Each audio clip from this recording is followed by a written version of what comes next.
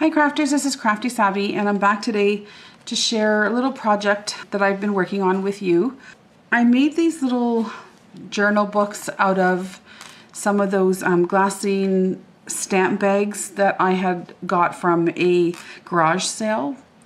But you could do this project with your regular Glassine bags, or with, if you have stamp bags like these, or shameless plug, you can watch my video.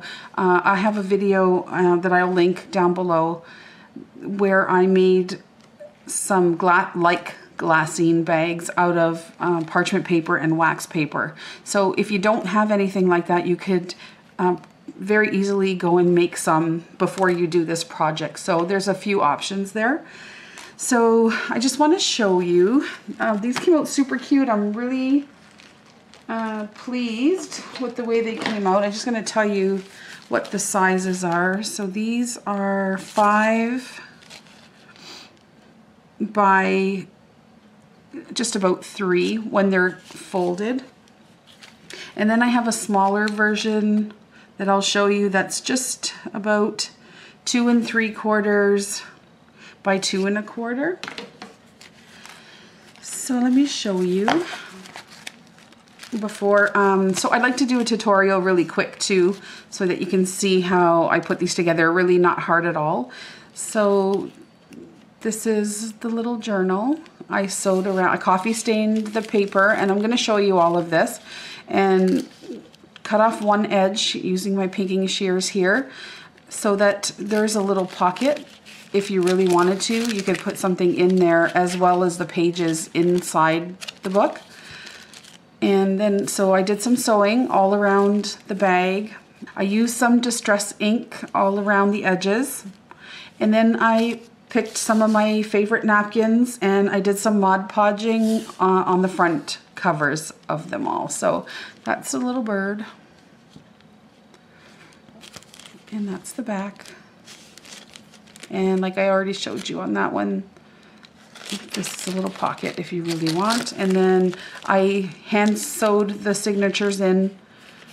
I put some papers in and put the signatures in. 3 easy holes, really just 2 stitches and you're done. You could go along with your machine, but I'm still having trouble not having my machine poke through all my papers and then they all fall out. So I don't know. So that's that one. This is another napkin that I have, and I love this one. So same kind of thing, just different stitching around the edges. Little pocket at the front there, and then pages inside. You can fill this up with as many pages as you want, and they're so cute. You could put them in pockets inside your journals. That's actually part of the same napkin. I just cut them apart and I love it. And coffee staining the Glassine bag as best you can. It just gives it that sort of more vintagey look. And some really crazy sewing around the edges. Not perfect by any means. There's another one. Sorry if there's a glare. That's another napkin that I have, same kind of thing, sewing around the edges,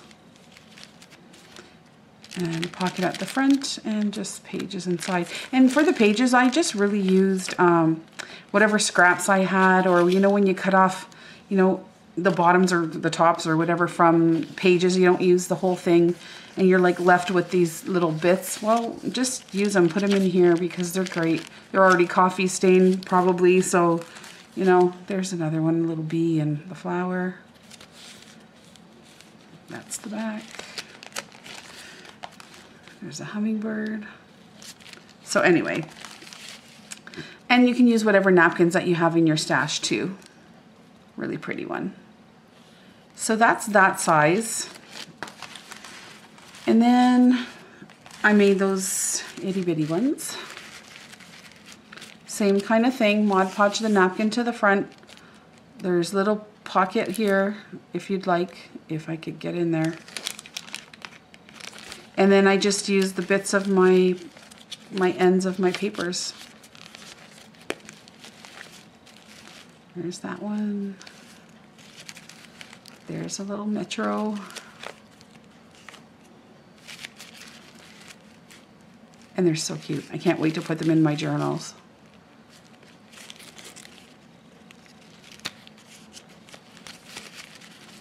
Little rose.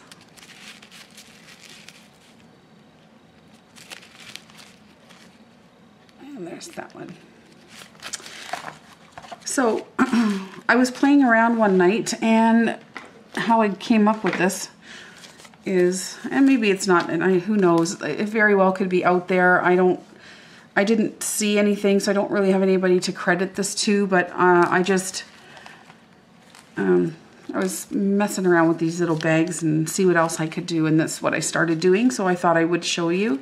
So you could also, if you don't have glassine bags and you have these little envelopes, these little, I'm sure I got these at Michael's. These are Recollections, paper bags. So that's what they look like. I think you can get them in craft and whatever. You could do the same thing. You just fold it in half. You already have a pocket there. You just need to put your pages inside and Mod Podge on the front. And matter of fact, I did a few. So there, I Mod Podged a napkin. I coffee stained the whole thing. And I just inserted my pages inside. I rounded the edges on this one. There's one with, that's decoupage paper. This one is ready to go. I haven't put anything inside yet. Same with this one. And then, so that's another thing you could do. You don't have to use glassine bags or wax paper or anything like that if you don't want. But these are my prototypes, the ones I originally started doing. So you can see there's no sewing around the edges, but the idea was there, and I just took it a step further with the sewing, and yeah, so, and they're still cute. So you don't have to sew. That's another thing. You don't have to sew around the edges if you don't want to. This is just as pretty, just like that. And these ones are just a little larger. And again, that's just a napkin that I had. So let's just quickly put this aside. I'm just gonna show you a little bit of the process here. So like I said, I started off with these bags happen to be the ones that if you order stamps, I got these ones from a garage sale, but I don't want to say because I don't too much anymore, but I did do some stamp collecting when I was younger, and you always got your stamps inside these sort of waxy bags, and they're fantastic. So I was lucky to get an entire whack of them when I went to a garage sale, so I want to use them up. So I took this one, and I already gave you the sizes there. If I remember, I'll put them down below also. But so I the end that had the opening, I just kind of trimmed it back a little with my pinking shears and just made a nice edge. You could use your decorative scissors and then just fold it in half. Okay, so that's where you want to start. And then you'll do the same exact thing with the smaller ones. You can make, and if you're gonna make these, make the glassine bags, you could do this any size that you want, or if you want to make them with those envelopes that you get from, the craft store, whatever. So I'm not really too worried about giving you the sizes because you're all gonna have something different in terms of size, but the process will be the same. So once you do that, like I said, you fold it in half, and at this point, you're gonna go and get your coffee mixture, however dark you like it, or light, or tea, or whatever it is that you stain your papers with. And we're not gonna go through this process because it's just I'm gonna put this out. Sorry, it's disgusting, I know, but just so you can see a little better. So you would get your coffee mixture out. This is what I do. I don't soak it or drown it in, you know, in a tray or whatever. I literally take my spray bottle, I wet it like this. I take my favorite paintbrush. I kind of go like this. And then I will hit this with my heat tool. And we're not going to go through that noise and such right now, but I would dry it up and, you know, do the other side and dry it up. So that's easy, right? So you can go ahead and do that next. And then after it's dry, you're going to want to take it to your sewing machine. And if you're going to sew it, this is what you're going to do. You don't have to sew it like I showed you those other ones. You really don't have to sew anything. Probably was a little easier to see with that brown color here, wasn't it? Let's see.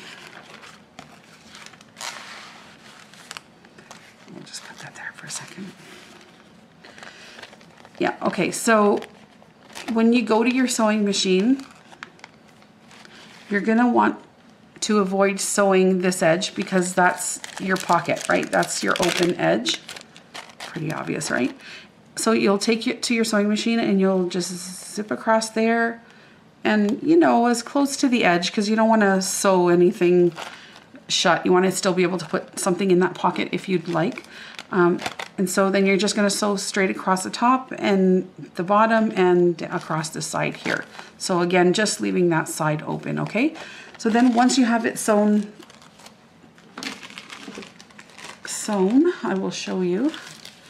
I went this way first and then I came down this side and I went across here and I took it out of my machine and I did the same thing. I just made a square here all the way around. And that's it. Okay, so then once you've done that, you can use your distress ink if you'd like and just use that all the way around on the inside and the outside because you want the whole thing finished, right? So then once we're there, you can go to your napkin stash and you want to peel it down to the very first ply. So you want to take off all the white plies of your napkin and take it down so that it's really, really thin, okay? And you can find your favorite ones. Right now, this happens to be my favorite. I don't know, I know someone's gonna ask me about this particular napkin, but I got this at Dollarama. So for those of you who are here in Canada, this is our local dollar store that has these. That's what the package looks like. That's the only real name I can find on there. And that's a barcode. You can see how much I paid. But they're really, really, really sweet. I saw them there time after time and never bought them because I wasn't sure. And then one day I just bought them and now I'm addicted. So, but yeah, that's, you know, just some of what's in my stash. You can get yours out and that's it. So I'm just going to open that up. So this is my front page because there's my opening there. And I'm going to take my Mod Podge. A couple of people have asked me to show how I do my little Mod Podging process here. I hope that camera's not moving. I kind of feel like it is. Okay. This is like my messy tutorial right now. So I just put some Mod Podge right on my surface there and I take a nice sort of medium wide brush and I just brush the Mod Podge all over the front here. A nice thin layer. You don't need too much, just so that your napkin will stick. So I cut this out of my napkin and I use my pinking shears just for a little more interest around the edges. I put that on. I've had questions about how I stop my napkins from ripping. I don't mess around with it too much, to be honest. Once it's down, I just put some more Mod Podge on like that. And I just go over it just to make sure that it's actually stuck without really rubbing too much. Sometimes I get creases like that. It doesn't really bother me. It's gonna look to you like it's all buckly, and it is. Because it's only glassine, it's very thin. But I'll tell you something, when I first started doing it, I said, oh no, like it looks bad. Once I hit it with my heat tool, the images came out pretty flat, and so did the glassine. It kind of went back to its form. And also what I found is if you kind of, once you do a bunch, whatever, and you kind of put them together and you give them a little bit of a press and kind of stack them up, even put some books on them, whatever, the covers will come out nice and flat. It looks bad just like that, and kind of, but once you dry it, it actually picks up a nice shine, and the colors become a little bit more vibrant too. So don't worry about the way it looks here, because I don't want to put my heat tool to it now because it's loud and big. So, but this is exactly how this one is going to turn out, and so will yours, I promise. So the other thing I just want to show really quick is I got another question about how I insert my pages. And I'll just show you really quickly here. Sorry, I'm kind of fiddling with this. So I don't know how well you can see, but I went ahead and I poked 3 holes. This is basically how I do my binding on my journals. And you know, the spaces could be closer together, there could be more of them, but generally this is what I do. I poked a hole towards the top, in the center, and one towards the bottom. I have a regular needle and some a little bit thicker thread. You could use whatever you have. And so I poked those 3 holes all the way through the spine and the pages. So the first thing that I do is I take my needle and I'm going to go through those series of holes that are in the center, which I probably move them all around now.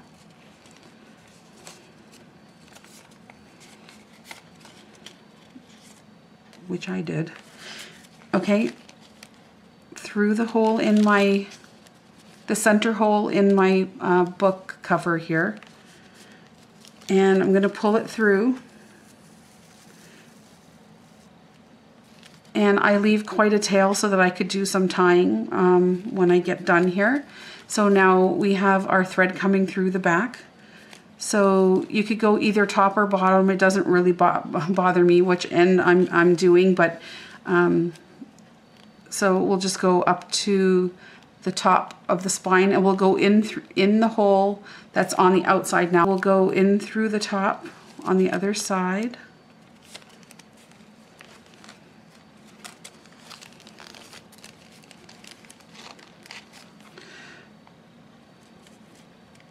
I'm trying to get through the hole that I already made.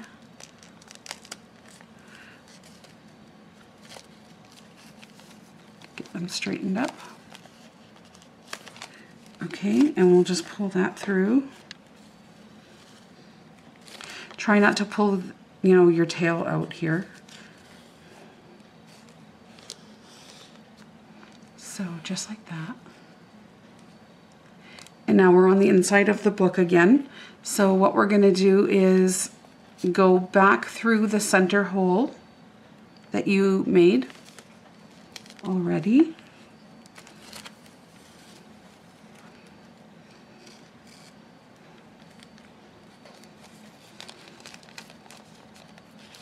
Okay.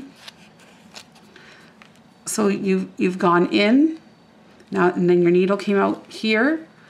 You went in through here and your needle came out here, and now you went back in through the center hole and your needle came out here. So that's where we're at right now. And now from here, you're gonna go into the hole on the bottom. So the hole that you have not gone through yet. And you're gonna go there. Oops.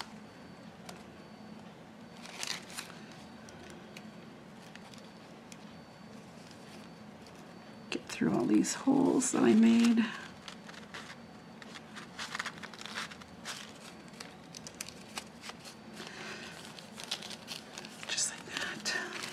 Okay, and we'll pull that through. Sorry if that was a little awkward to watch. Okay, and we'll just flip it back around here. So now when you look at it from on the inside, it looks like, you know, you've missed something, but you haven't. So this is where you're gonna go ahead and tie. So what I do now is, I like to cut it from my needle, so I'm just gonna cut it.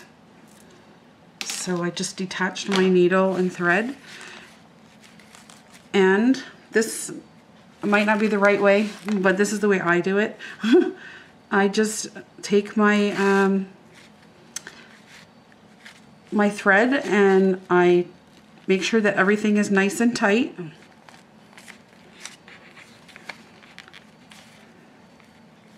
Okay, I use my fingernail to hold down the thread while I'm tying, and so I'm just making like a double knot here. Okay, I just want to make sure that's tight. I use my fingernail to hold it down, or your finger, or whatever you got, and then I just pull it. You can leave your tails or you can cut them, it's totally up to you. And that's it. So now my book is bound. My pages aren't going anywhere and they're nice and secure in there. And then again, you could just take your Mod Podge.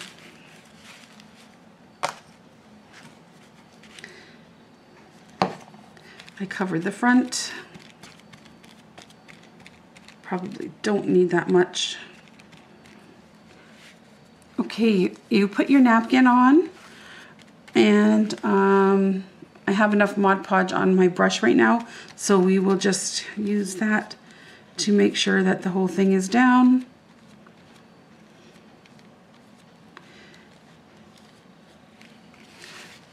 And then that'll dry. You could just let it air dry, or you can use your heat tool, whatever works for you, and you're done. So that'll dry up nicely. Sorry. And then once again, they turn out really nice, and you can either use gloss or matte Mod Podge, and I think I used matte for this particular one, but I used the glossy for some of the other ones, and they all looked so equally as beautiful. So they'll dry nicely, just like this. So that's it, you guys. I